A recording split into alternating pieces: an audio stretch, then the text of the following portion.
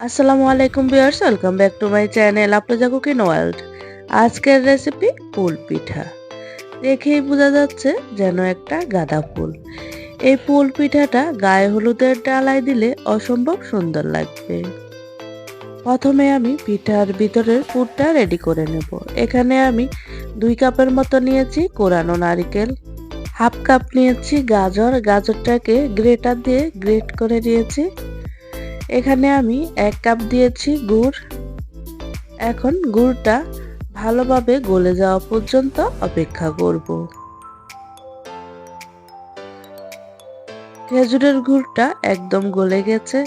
গুড় আর নারকেল থেকে পানি বের হয়েছে। পানিটা শুকানো পর্যন্ত অপেক্ষা করব। পানিটা শুকিয়ে গেলে পুরটা যখন ঝরঝরে হয়ে যাবে তখনই চুলা থেকে নামিয়ে নেব। এই যে পুরটা রেডি হয়ে গেছে, এখন চুলা থেকে নামিয়ে ঠান্ডা করে নেব। এখানে আমি 4 কাপ নিয়েছি পানি, হাফ চা চামচ দিয়েছি লবণ, 2 চা চামচ দিয়েছি ঘি। এই পিঠার মধ্যে কিন্তু ঘি দিতে হবে, তাহলে খামিরটা একদম স্মুথ হবে। হাফ চা চামচ দিয়েছি অরেঞ্জ ফুড কালার। আপনারা যদি ফুড কালার দিতে না চান তার পরিবর্তে রান্না করা যে হলুদটা আছে ওইটা ব্যবহার করতে পারেন। পানিটা যখন ভালোভাবে ফুটে উঠেছে এই পর্যায়ে চালের আটাটা দিয়ে দিয়েছি। চালের আটাটা দিয়ে ভালোভাবে মিশিয়ে নিচ্ছি পানির সাথে। এইভাবে করে মসৃণ একটা ডো তৈরি করে নিয়েছি। খামিরটা রেডি হয়ে গেছে, এখন চুলা থেকে নামিয়ে নেব। এখানে অর্ধেকটা নিয়ে নিয়েছি। হাতের মধ্যে ঘি মাখিয়ে খামিরটাকে ভালোভাবে মথে নেব, এতে করে খামিরটা একদম স্মুথ হবে। গরম অবস্থায় এই কাজটা করতেছি। এখানে পানি বা অন্য কিছু দেওয়া যাবে না। এখানে ঘি বা বাটার দিয়েই এই খামিরটা এভাবেই মেখে নিতে হবে, এতে করে খামিরটা একদমই স্মুথ হয়। এখন লম্বা করে দড়ির মতো করে পাকিয়ে নেব আর ছোট ছোট করে লেচি কেটে নেব। ছোট বলতে একদমও ছোট না, পরোটার খামিরটা যতটুক লেচি কেটে নেন ঠিক ততটা পরিমাণেই লেচি কেটে নিতে হবে। এখানে আমার লেচি কাটা হয়ে গেছে। এখন একটা লেচি নিয়ে ভালোভাবে গোলের মধ্যে একদম মসৃণ করে নিচ্ছি। গোল করে বাটির শেপ করে নিয়ে নেব। 4-5টা ঘুরিয়ে ঘুরিয়ে এইভাবে বাটির শেপ করে নিয়ে নিতে হবে। মাঝখানে এখানে আমি পুর দিয়ে দিচ্ছি। পুরটা দিয়ে 4-5টা একদম বন্ধ করে দেব।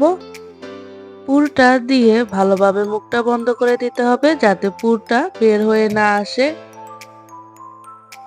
দেখুন আমি কিভাবে করছি, ঠিক একইভাবে মুখটা বন্ধ করে দিতে হবে। এখন হাত দিয়ে এইভাবে গোল করে নিচ্ছি।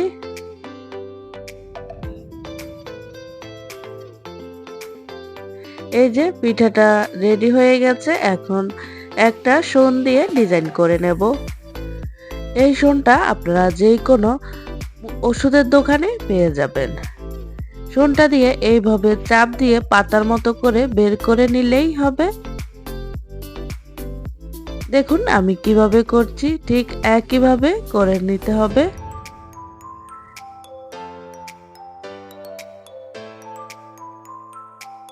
দেখুন আমি কিন্তু খুব আস্তে আস্তে করে নিচ্ছি যাতে করে আপনারা বুঝতে পারেন কিভাবে এই ডিজাইনটা করতে হবে।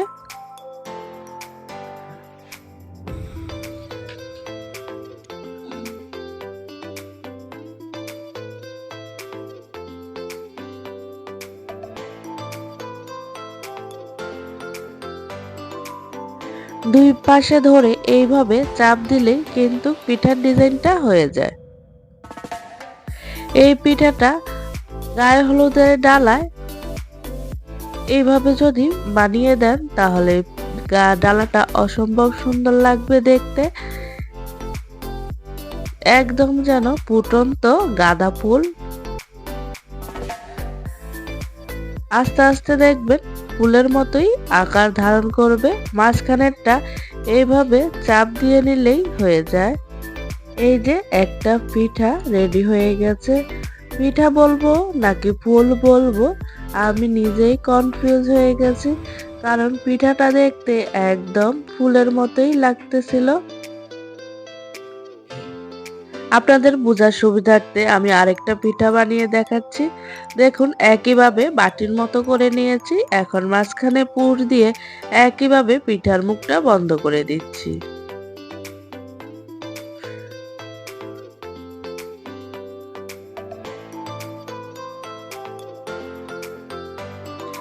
দেখুন আপনাদের বোঝার সুবিধার্থে আমি কিন্তু ভিডিওটা একদম আনকাট রেখেছি।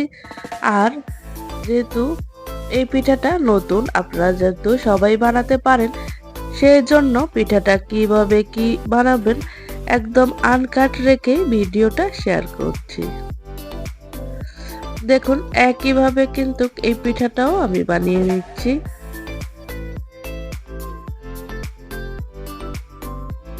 প্রথমে মনে হবে অনেক কঠিন, তারপরে দেখবেন আস্তে আস্তে হাত চলে আসবে, তেমন একটা কঠিন মনে হবে না। আর এই পিঠাটা দেখতে যতটা সুন্দর, বানাতেও কিন্তু ততটাই সহজ, আর খেতে তো অসম্ভব মজার।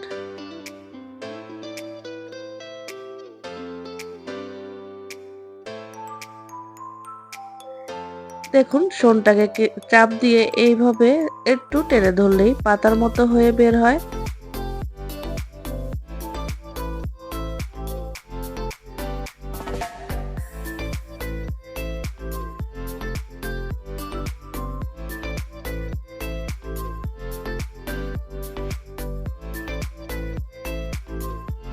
মাঝের যে অংশটা আছে, এখন এই অংশটা একইভাবে করে নিয়েছি, দেখুন হয়ে গেছে।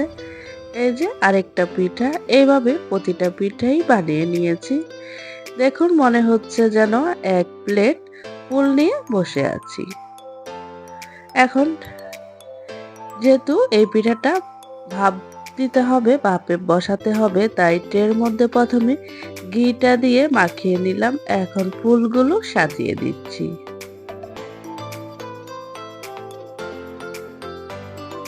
ফুলগুলো রেডি হয়ে গেছে। চুলায় আগে থেকে পানি বসিয়ে দিয়েছি, পানিটা ভালোভাবে ফুটে উঠেছে। এখন পিঠাগুলো দিয়ে দিচ্ছি ভাপে। 10 মিনিটের জন্য ভাপে দিয়েছি।